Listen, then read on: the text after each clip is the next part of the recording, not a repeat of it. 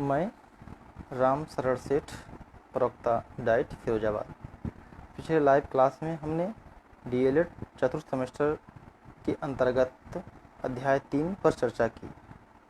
आज हम अध्याय 3 के ही अंतर्गत कहानी पर चर्चा करेंगे कि कहानी पढ़ने कहने के क्या उद्देश्य होता है, या कहानी का शिक्षण में क्या महत्व होता है। उसके प्रकार कहानी से हम बच्चे में किस लर्निंग आउटकम की वृद्धि करते हैं, कहानी में बच्चे में कौन कौन सी क्षमता का विकास होता है, कौन कौन सी चीज़ों को सीखता है, लर्निंग आउटकम से क्या क्या प्राप्त होता है। तो पहले हम चर्चा कर लेते हैं कि कहानी के जो पाठ के प्रकार होते हैं वो कितने प्रकार के होते हैं। कहानी हमारे जीवन में परंपरागत रूप से जुड़ी हुई है, कह सकते हैं ये हमें पूर्वजों से प्राप्त है। दादा दादी द्वारा, नाना नानी की जो कहानियाँ सुनाई जाती थी वो आज भी हमें पीढ़ी दर पीढ़ी चलती आ रही है, कहीं मौखिक रूप से तो कहीं लिखित रूप से। अब हम बात कर रहे हैं कि कहानी के प्रकार, कहानी के पाठ को कैसे सुना जाए। कहानी की बात होगी तो सबसे पहले तो मौखिक बात होगी। कहानी चूँकि सुनाना होता है तो यहाँ पर मौखिक बात होगी। कहानी के पाठ के अध्ययन के जो रूप हैं वो इस प्रकार हैं: गहन अध्ययन पाठ, द्रुत पाठ, मौखिक पाठ, रचना पाठ और संवाद पाठ।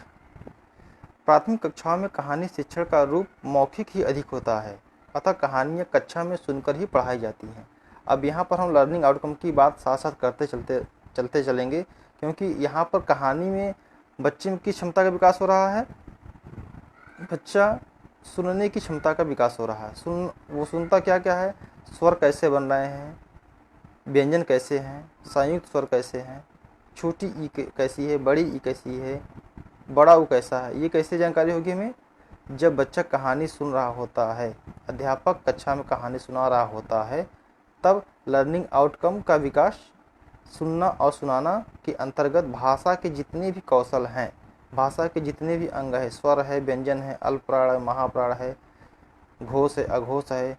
स्वर व्यंजन की जानकारी तो बच्चों को प्राथमिक कक्षा में हो जाती है, लेकिन अल्पप्राण, महाप्राण, घोष, अघोष की जानकारी नहीं होती है। लेकिन फिर भी हम ये जानते हैं कि बच्चे कहानी के माध्यम से ये जानते रहते हैं कि अल्पप्राण तो वो नहीं जानते हैं, घोष अघोष तो नहीं जानते हैं, लेकिन उन्हें क ख ग घ अंग च छ ज झ इयां जितने स्वर हैं ये मालूम है।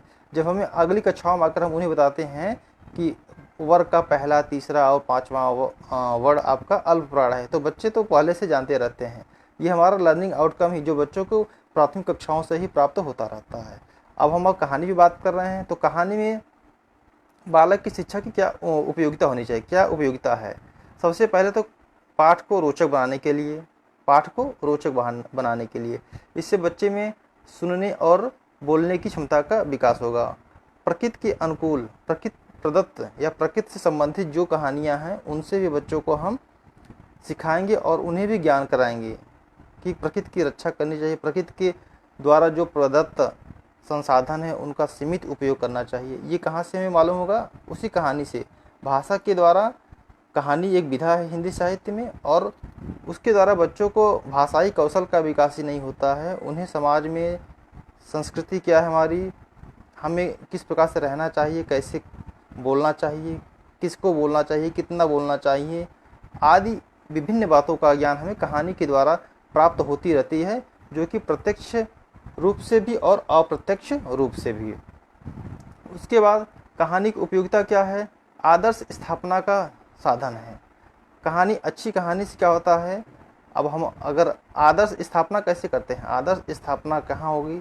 आदर्श स्थापना के लिए आप देख सकते हैं कि अगर हम हामिद के लेते हैं, ईदगाह, प्रेमचंद की कहानी है ईदगाह, कि हामिद ने जो पैसा मिला उसका मेले में गया, मेले में जाकर वो क्या किया, चिमटा खरीद के लाता है।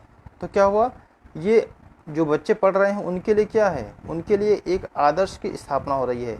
एक आदर्श हो रहा है कि अगर घर में किसी विशेष चीज़ की ज़रूरत है तो हमें जो अपने लिए ज़रूरी चीज़ है उसको भी हम त्याग देते हैं, घर वालों के लिए या घर के सदस्यों के लिए जो ज़्यादा उपयोगी है वही हम इसका प्रयोग करते हैं। अब दूसरी बात आती है कहानी के चुनाव हमें किस प्रकार करना चाहिए। कहानी का चुनाव किस प्रकार करें कि भाषा के जो कौशल हैं या लर्निंग आउटकम जो निर्धारित किया गया है वो प्राप्त हो। तो इसके लिए सबसे पहली क्या बात है, बच्चों की आयु, योग्यता और उनकी ग्रहण शक्ति के अनुसार कहानी का चुनाव करना चाहिए।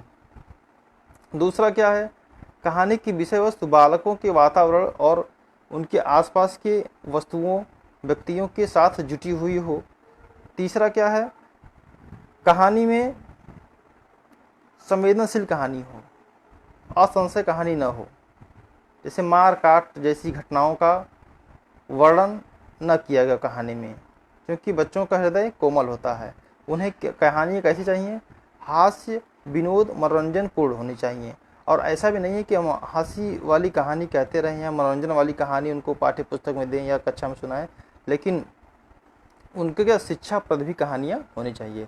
उसके बाद अब हम बात करते हैं, कहानी सुखांत होनी चाहिए, जो कि हमारे भारतीय संस्कृति, हमारे भारतीय साहित्य की परंपरा है कि कहानी हमारी सुखांत ही होती है। उसके बाद कहानी सुनाने वाले शिक्षक को किन किन बातों का ध्यान देना चाहिए। सबसे पहले है कि बच्चों की रुचि के अनुसार आप कहानी सुनाएं, ताकि आप जो लर्निंग आउटकम में निर्धारित किए गए हैं, भाषा के कौशल को विकास, सुनना, बोलना, पढ़ना, लिखना, शब्दों का ज्ञान, यह होता रहे। उसके बाद उसमें भाषा सरल हो और उतार चढ़ाव का प्रयोग करना चाहिए। वह बच्चों के मर्म को स्पर्श के लिए करना चाहिए। उसके बाद बच्चों के लिए जातक कथाएं भी महत्वपूर्ण है, ज़रूर महत्वपूर्ण है, क्योंकि बच्चों के लिए जातक कथाएं भी महत्वपूर्ण हैं। उसके बाद हम बात करते हैं कहानी में जो टीचर को क्या क्या ध्यान, अध्यापक को क्या क्या ध्यान देना चाहिए। अधिक अलंकार, अधिक रस वाली कहानियाँ नहीं कहनी चाहिए। अधिक अलंकार युक्त, अधिक आप ऐसे क्लिष्ट शब्दों का प्रयोग कर रहे हैं जो कि उनका बच्चों को अर्थ ही नहीं मालूम है, या अर्थ समझने में ही उनको 2 से 4 दिन या कह सकते हैं कि 1 महीने लग जाएंगे। तो ऐसी कहानियों का प्रयोग शब्दों में नहीं करना चाहिए। उसके बाद कहानियाँ रोचक होनी चाहिए। उसके बाद हम क्या देखते हैं कि कहानी की शिक्षण विधि क्या है।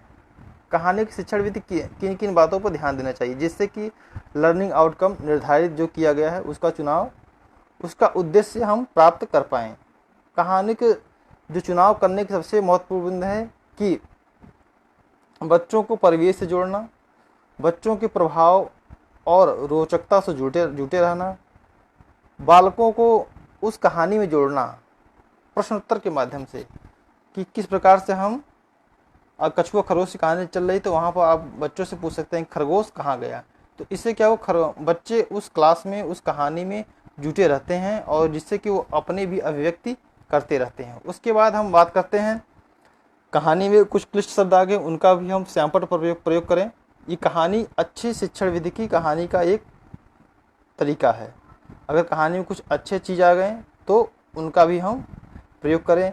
कहानी में कुछ ऐसे मुहावरे आ गए जो किताबों में कहानी में दिया हुआ, तो उसका हम कक्षा में द्रष्टव्य उदाहरण दें, तुरंत का उदाहरण दें।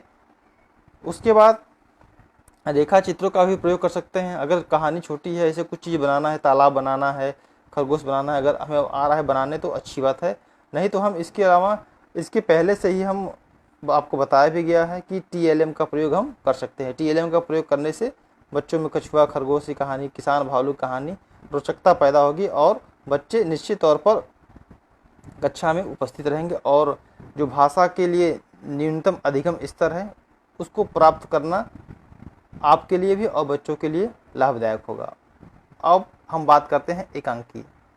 एकांकी हिंदी साहित्य की वह विधा है जो कि 1 अंक का होता है। नाम से ही आप जानते हैं एकांकी।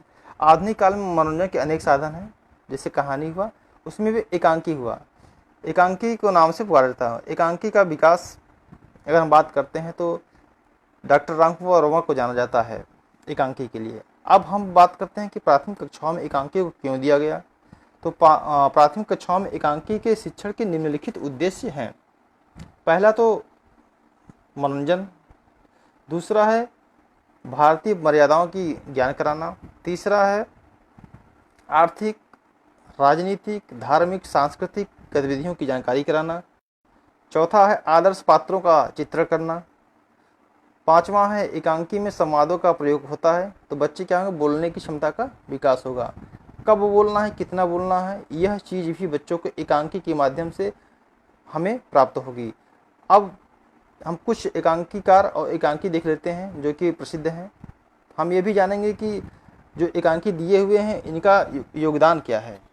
ये वाकई में जो न्यूनतम अधिगम स्तर शासन द्वारा निर्धारित किया गया है कि बच्चे को कक्षा 1 में इतने शब्द, 2 में इतने, 3 में इतने, 4 में इतने, 5 में इतने आने चाहिए, यह भी हमें कहाँ से ज्ञान होगा, यहीं से ज्ञान होगा। तो हम पहले बात करते हैं, कुछ एकांकी देख लेते हैं। प्रसिद्ध एकांकी है भारतेंद्र हरिश्चंद्र की अंधेर नगरी है, डॉक्टर रामकुमार वर्मा की एक घूंट है, रामकुमार वर्मा एक घूंट जयशंकर प्रसाद की है, रामकुमार वर्मा दीपदान है, उदय शंकर भट्ट नए मेहमान, शेष गोविंद दास साक्षाधर्म, धर्मी भारती नीली झील।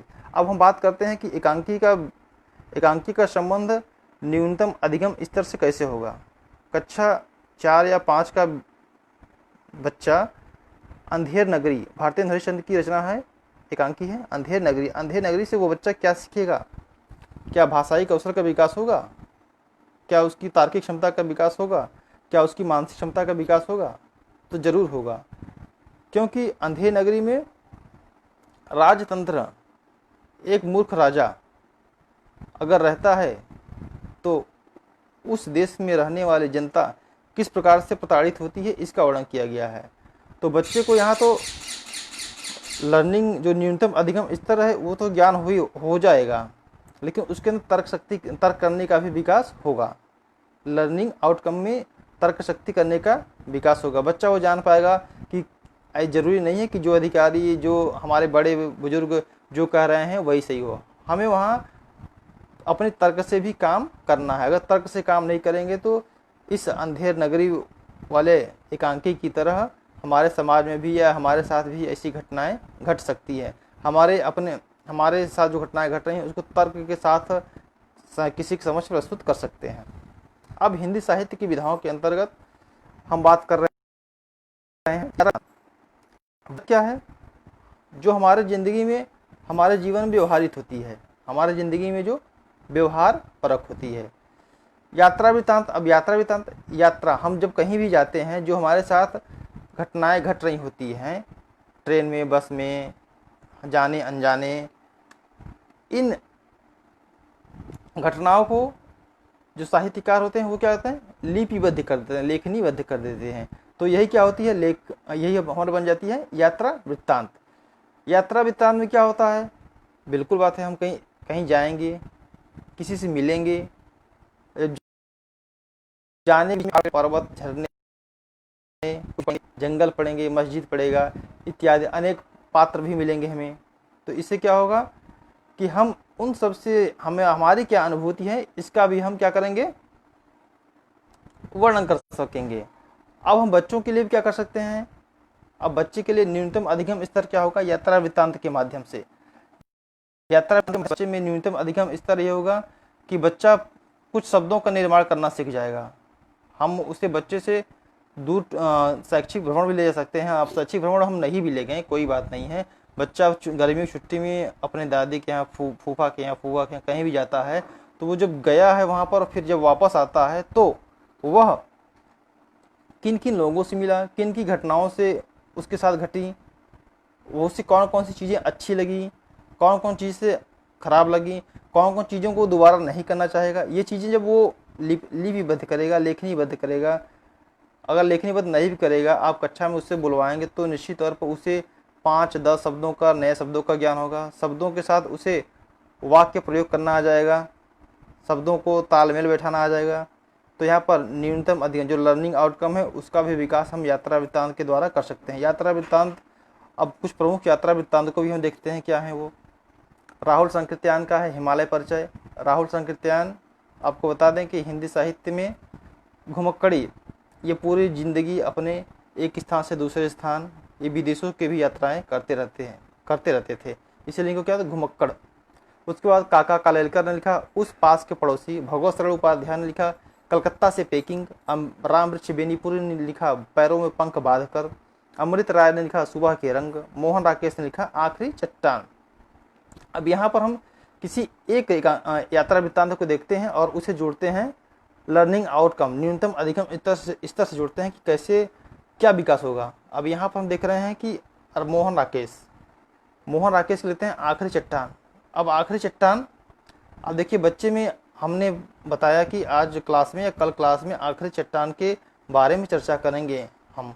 तो आखिरी चट्टान, अब चट्टान से उनके मन में बनने लगा कि चट्टान कैसा होता है, चट्टान कहाँ होता है, चट्टान के आसपास और कौन सी चीज़ें होती हैं, और वहाँ जंगल होता है, क्या होता है, चट्टान में कौन चढ़ता है, ऊंचा होता है, नीचा होता है, समतल होता है। तो ये चीज़ें क्या होंगी, उनमें तर्क शक्ति करने का विकास हो रहा है। और जब बच्चा ये सोच रहा होता है तो वो, आप जानते भी हैं कि जब हम सोच रहे होते हैं तो हम अपने मन में कुछ चल भी रहा होता है, जिसका कि हम मौखिक रूप से या लिखित रूप से प्रकट तो नहीं करते हैं, लेकिन हमारे मन में चल रहा होता है। इससे क्या होगा, लर्निंग आउटकम जो न्यूनतम अधिगम स्तर है उस बिंदु का भी विकास हो रहा होता है। हमें प्रत्यक्ष रूप से नहीं मालूम था। हमें और आपको करना क्या है, वहाँ पर हमें और आपको उस चीज़ को नोटिफाई करना है, उस चीज़ को नोट करना है कि बच्चे में यात्रा वृत्तांत, हिंदी साहित्य के अंतर्गत, अब साहित्य है तो हिंदी साहित्य के अंतर्गत यात्रा वृत्तांत के माध्यम से इन इन बिंदुओं का, इन चीज़ों का विकास हो रहा है, शब्द का विकास हो रहा है,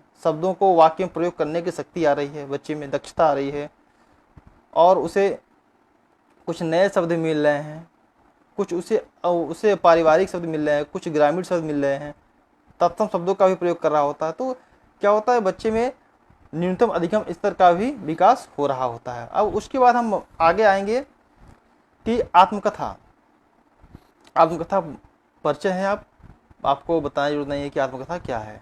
अपनी कथा जो हमारे जीवन में हमारी चाहे आर्थिक हो, चाहे राजनैतिक हो, सांस्कृतिक हो, धार्मिक हो या पारिवारिक हो, जो भी घटनाएं घट रही होती हैं वो हम जब लिखते हैं, लिपिबद्ध करते हैं, तो वो आत्मकथा होती है। आत्मकथा में लेखक जीवनी या व्यक्ति स्वयं लिखता है, आत्मकथा में लेखक स्वयं लिखता है। अब यहाँ क्या हुआ, आत्मकथा स्वयं लेखक द्वारा लिखी जाती है। अब आत्मकथा लिखने के दो उद्देश्य होते हैं, पहले कि आत्मनिर्णय और आत्मपरीक्षण, दूसरा विश्व में जानने और समझने की इच्छा। अब हम प्रमुख कुछ आत्मकथाओं के बारे में पहले देख लेते हैं कि कौन कौन सी है। डॉक्टर राजेंद्र प्रसाद ने लिखा आत्मकथा नाम से आत्मकथा लिखा खुद। राहुल संकीर्तन ने लिखा मेरी जीवन यात्रा। यशपाल ने लिखा सिंहावलोकन। हरिवंश राय बच्चन ने लिखा क्या भूलूं को क्या याद करूं। उसके बाद कुछ और प्रमुख आत्मकथाएं हैं। मेरी कहानी डॉक्टर श्याम सुंदर दास, मेरी असफलताएं बाबू गुलाब राय, मेरा जीवन प्रवाह डॉक्टर राजेंद्र प्रसाद, और अपनी खबर पांडे बच्चन शर्मा उग। हरिवंश राय बच्चन ने लिखा क्या भूलूं क्या याद करूं। क्या भूलूं क्या याद करूं। अब यहाँ पर हम एक चीज़ और देखते हैं, आत्मकथा एक ऐसी साहित्यिक विधा है जिसमें लेखक अपने जीवन की विविध घटनाओं का वर्णन स्वयं करता है। इसमें उसके साहित्यिक, राजनैतिक, धार्मिक चीज़ों का भी जुड़ाव होता रहता है। अब यहाँ पर हम आत्मकथा से अब लर्निंग आउटकम क्या होगा, वही होगा लर्निंग आउटकम न्यूनतम अधिगम स्तर क्या होगा। बच्चे से भी आप अपनी आत्मकथा लिखने को कह सकते हैं। अब बच्चा तो इतना लिख नहीं पाएगा, लेकिन ये है कि कुछ न कुछ तो वो लिखेगा ज़रूर। उसके बाद अगली हम कक्षाओं में, अगली लाइव क्लास में हम अगला चर्चा करेंगे। धन्यवाद।